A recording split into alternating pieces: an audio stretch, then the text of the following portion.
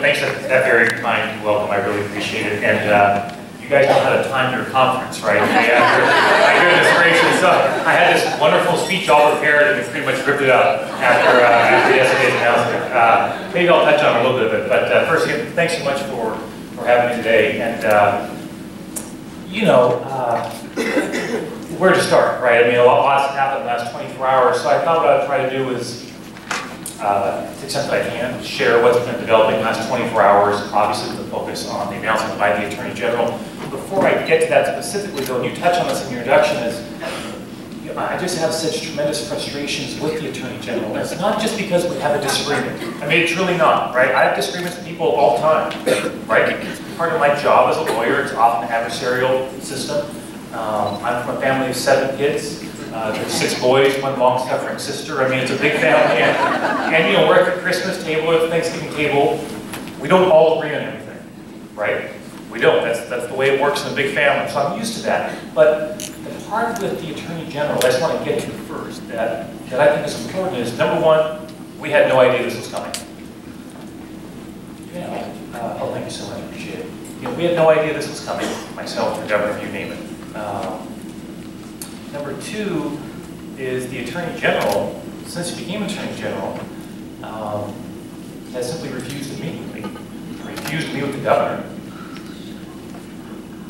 I think face-to-face conversations on issues of this magnitude, the legalization of marijuana, for God's sakes, right, what that means for our country and our state, that's pretty big, right? And it strikes me that face-to-face conversation is helpful. It doesn't mean you're going to agree on everything, but they're helpful. As an example, right after I got elected Attorney General, Governor Jamesley was elected governor. Of course, President Obama was coming in. Washington had legalized marijuana. Eric Holder was the Attorney General. And so we had a new system that we were going to put in place. And we asked Eric Holder if we could meet them. Now, back then, things were really uncertain that Colorado and Washington were the 2 states that legalized. We weren't sure what the Obama administration would do in light of Washington, Colorado legalizing. We asked for a meeting. We got that meeting. I think it was in weeks. We were back in D.C. meeting with Eric Holder, and to me that's productive, right? My role in that meeting was pretty straightforward. I want to communicate to Eric Holder, respectfully, but communicate to him very clearly that I would defend the will of voters in Washington State, right? That there was no end game that did not involve Washington having legalized marijuana, from my standpoint, right? I was open to talk about things up to that point, but that's the end game from my standpoint. In contrast, Attorney General Sessions, he won't meet. He won't meet. What aggravates me even beyond that is, we got a letter from him, I think it was a few months ago, I forget the exact date, it was earlier in the summer, we got a letter from him. And the letter is a lengthy letter, signed by the Attorney General to Washington State, myself, the governor, in which he's very critical of Washington State's legalization of marijuana. Okay, he has a disagreement, I understand that. But the part that's so frustrating is that in that letter, right, he literally is saying things like, oh, there's a problem in Washington State, you've got this great market, you haven't brought together your medical and recreational marijuana systems. He cites a report. There's just a problem. The report is years old. And subsequent to that report, of course, the state legislature brought those systems together. He's oblivious to that. Or whoever wrote the letter for him is oblivious to it. How do you, candidly, it's hard to take someone seriously who signs a letter like that. I'm a rap, right? It's hard to take someone seriously. They want to engage intellectually and understand what actually is happening in a system that he purports to change. And that wasn't the only, there were misstatements of facts. It was riddled with them. So the governor and I wrote a very, very detailed letter back. Feel free to check it out. I think it was in August of this year that, was maybe a bit more candid than I would typically write to a sitting U.S. Attorney General, but I felt things had to be said, right? Things had to be said. So this did not really come as a surprise what happened yesterday. If I had to, it's been a full year.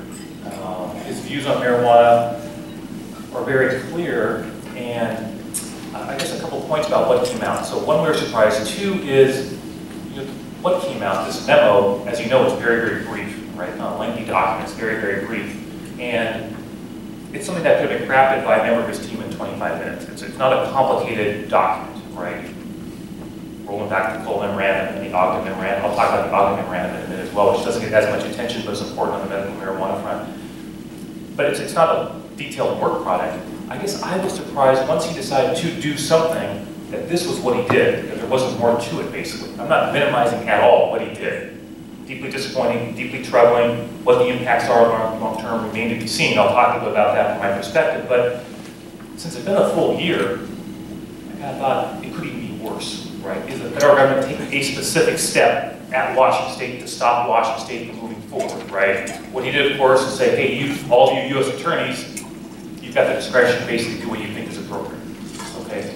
The other part that, I don't know if it surprised me, but in rolling back the Cole memorandum, which of course was by the Obama administration that said, hey, states like Colorado and Washington, which had legalized at that time, is essentially an uneasy truce, basically. You know, essentially they were communicating, you can move forward, hey, just make sure marijuana is not in the hands of minors, right? Getting beyond your state borders. Pretty reasonable request. We could work within that framework, and we have for a number of years now. So he eliminated that, right? He took that back, that guidance, where essentially it's a low priority to prosecute marijuana cases. But he also, in a footnote, and lawyers always know, read the footnotes very carefully, right? In the footnote, he mentions the Ogden Memorandum from 2009, which many of you probably know is a memorandum that applied to medical marijuana, in which the Department of Justice said to U.S. attorneys, it's a letter written, it's a memo written to U.S. attorneys, folks who prosecute this stuff on the ground, all around the country, right? They have a lot of authority to U.S. attorneys. On the Ogden memo, what the Department of Justice said was, when it comes to medical marijuana, in states that legalize medical marijuana, which right now is 28 maybe, or 29, someone probably knows it, it's 29, thank you, 29 states that legalize medical marijuana, they said a cancer patient is using medical marijuana in one of those states, that is not a priority for you. I forget the exact words, but the memo is essentially saying, yeah, no, we're not focused on that. Someone lives in a state, has medical marijuana, is using it, that's not your priority. We got other things to worry about. Sessions' memo yesterday took that back as well, which I don't think people fully appreciate right now around. There's so much going on, right? I'm not sure that was the focus as much as taking back the Cole memorandum. But one that's, again, disturbing to me on many, many levels. So, you know, where do we go from here? I guess a couple things. One is, after becoming Attorney General, you know, my staff worked closely with the staff of the Attorney General in Colorado, then Colorado Attorney General, because we were the two states that legalized marijuana. We met all the time at conferences, our staffs talked all the time. Eventually I created a work group of states that had legalized marijuana, of AGs, of states that had legalized marijuana or were going to legalize marijuana. And that's been a group that's been meeting periodically now for, I guess, 5 years, in which we discuss all sorts of issues related to the legalization of marijuana. From the legal standpoint of defending the will of the voters, right? Internally, my team has been preparing for something like this to happen for 5 years.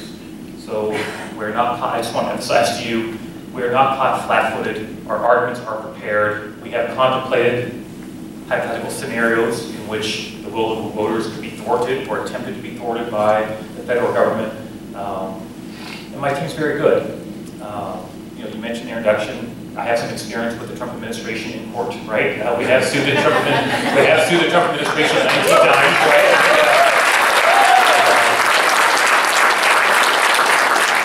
We have sued the Trump administration 19 times, and you know, 5 of those cases have been resolved. There's no more appeals, they're over, and it's not like I'm keeping score, but we're 5-0.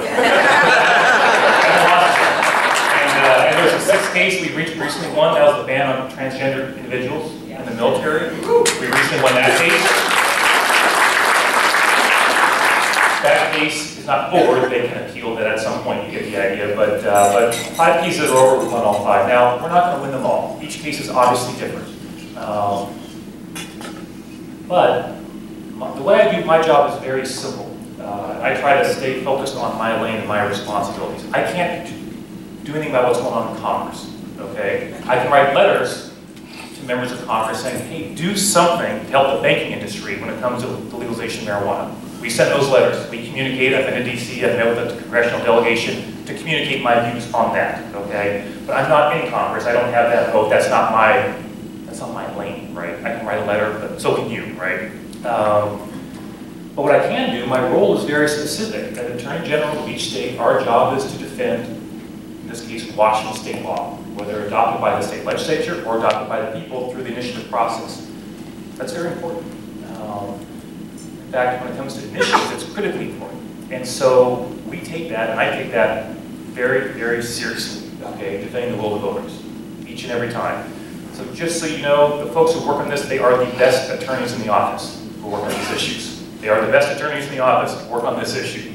I get briefings from them all the time, and have for years when it comes to marijuana legalization. In part because it's so important to the people who passed it, right, who want it. In part because there's huge implications for the state of Washington, right, or the law from before, the Liquor and Cannabis Board, we give them legal advice. There's all sorts of issues that are out there. We need to be on top of our game when it comes to this. In terms of the future, what's going to happen, I've been asked that a lot lately. You know, I don't know that any more than you do, right? What could happen in Washington may be different than other states because what Attorney General Sessions has done is essentially said to those local U.S. attorneys, hey, you have discretion. Do what you think is appropriate. I'm paraphrasing, but that's essentially what the memorandum said. Now, you know, Governor Inslee spoke about this yesterday at a press conference we had at some length and quite passionately, where he said basically no U.S. attorney could walk down the streets of Washington State trying to shut down marijuana legalization. The people have spoken. People are clear on what they want. We have a system that's moving forward, right? I just say U.S. attorneys have a lot of authority, but I do think that U.S. attorneys are aware of what the people who they serve think about any particular issue, and they have a lot of discretion in what they choose. I would submit, now I'm going to be reaching out to our U.S. attorneys, the current ones, and any that may be appointed by Trump in the future, is to emphasize a couple things. One, we have a system that's working, okay? Two, the people want that system, okay? And number three, don't we have other priorities? Don't we have, I come up with a few, I bet everybody here could. We could spend all day, right? A big one I'm focused on, opioids that we have in our state, right? 2 people die every day in our state on average because of an opioid overdose. 2 people every day in Washington State alone, right? There were enough opioids prescribed, I think it's in 2012, we have the year. Enough opioids were prescribed in 2012 for every man, woman, and child in our state alone to have a 16-day supply. Does that make any damn sense? No, it doesn't make any sense. Well, why don't we do something about that, right? Why don't we focus our energies on that? So that's the conversation I'll be having, right, with the U.S. attorneys in the Eastern District of Washington and the Western District of Washington. But ultimately, it is up to them. Folks should communicate to them what they can. You should do that, right? I mean, they're not elected officials, they're appointed, but they are human beings, they're lawyers, they're smart people. They care about what you think. You should communicate to them what you think about that. It's important. There is one more issue I'll touch on that's not sessions related before I let you get on with the rest of your conference. And it is an important one in Washington State, setting aside the session situation, controversial one as well in some respects, less so in other states, but the issue of whether or not local jurisdictions can ban the sale of marijuana. Can a city, can a county ban the sale of marijuana? And when our initiative passed, there was a lot of questions around that because local jurisdictions started banning the sale of marijuana. And people said, wait a second, if we just pass marijuana, you can't do that. And so my office was asked to give a legal opinion about that. My legal opinions are not binding on any court. They're essentially guidance to state actors or businesses, but courts ultimately resolve it. Now, when we issue a legal opinion, our track record is pretty good. We put a lot of thought into those. The Attorney General signs off on those. My Solicitor General, Bill Purcell. I mean, there's some sharp people looking at those, but they're opinions, they're guidance. So we were asked to get that. And I want to emphasize, those are not policy positions. We were not asked to say, is it a good idea if local jurisdictions ban the sale of marijuana? That's not the question I'm answering. The question I'm answering is, legally, do local jurisdictions have the power to ban the sale of marijuana? That's the legal question I'm answering. The answer to that question, this is a few years ago now, was that yes, they do have the authority. A lot of people were unhappy with that legal opinion. So I want to talk about that for a minute. So a couple things, without getting too much on the legal side of it, but at a high level, I think most folks grasp intuitively that local jurisdictions have a lot of authority. They're granted that authority by the state. I used to be on the King County Council. We set rules, regulations as we see appropriate. We're closest to the people, that's how it works. Except, right, local jurisdictions can be bound, right, or limited by the state, but only if the state is very explicit about that. In other words, the state has to say to the legislature or the initiative process, hey, local jurisdictions, you must do X or you cannot do Y. It has to be very, very explicit. Preemption is what we call it. Lots of cases about this. Has the state preempted local jurisdictions from the usual authority they have to do what they want? We read the initiative. It's not complicated. If the initiative had a single sentence saying all local jurisdictions must provide for the sale of marijuana, period. That's preemption. That's preemption. The initiative does not say that. It doesn't say that. My view was, I'm not saying it's a good policy, but I'm saying legally, well, the initiative is silent on that. Therefore, local jurisdictions retain their authority that they always have. Now, this has been in court since we issued our opinion. I think nine judges around the state have weighed in on that. All 9 have agreed with my analysis. Local jurisdictions can ban the sale of marijuana. I just Googled this morning where I came down.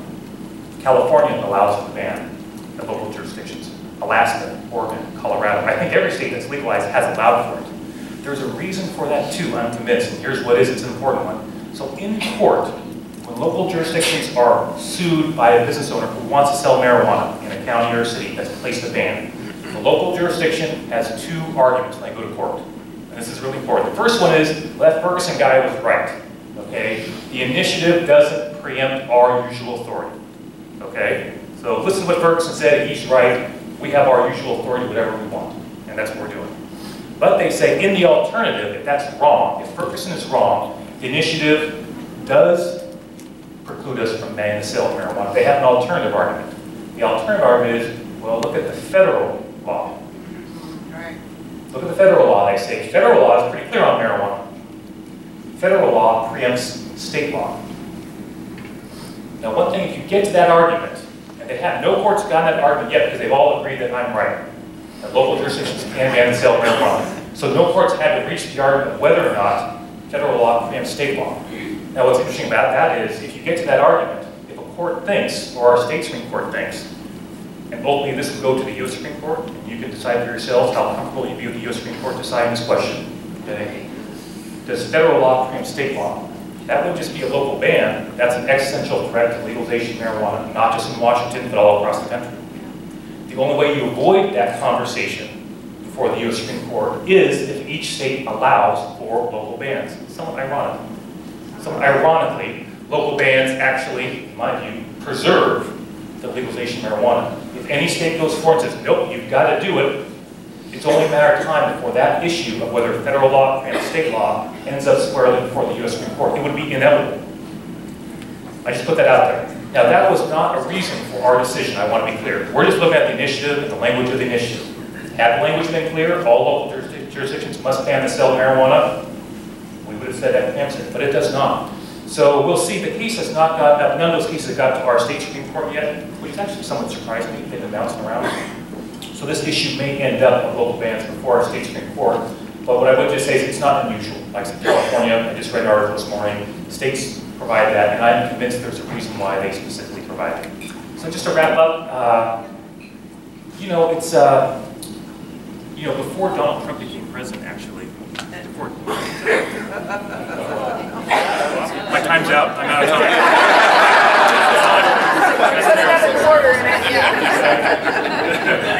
Try that one, all right.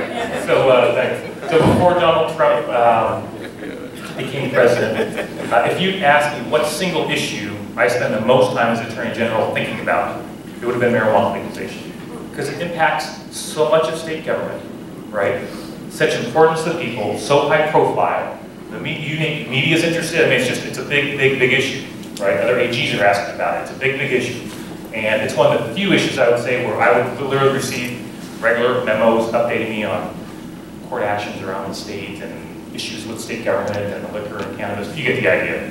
Now, with Trump becoming president, obviously this year there's been a big focus on our litigation with the president. But I would say the issue of marijuana legalization, you know, my team knows this is critical to me personally, and I think to our office. And so we're going to do everything in our power and everything in my power to uphold the will of the voters. A, that's our job. B, I think it's the right thing to do. C, I think we'll win. I do. I think we'll win. I think part of it is that I felt we were most vulnerable the first year. I thought we were most vulnerable the first year. I'm thankful that President Obama and Eric Holder held their respective offices the first year we legalized marijuana instead of this being the first year. I think things could have been different. I mean, I'm just being candid, right? So the fact that we had those 5 years to come forward, other states have come on board. I listed some of them, right? This is only going in one direction. When you have this conference in 5 years, there'll be a lot more states. In 10 years, more states still. It's only going in one direction. And I think People understand that, and I think that we're going to find a way forward to allow for the will of the voters to continue. Thanks so much for giving me the chance to say a few words. Hope you have a great conference.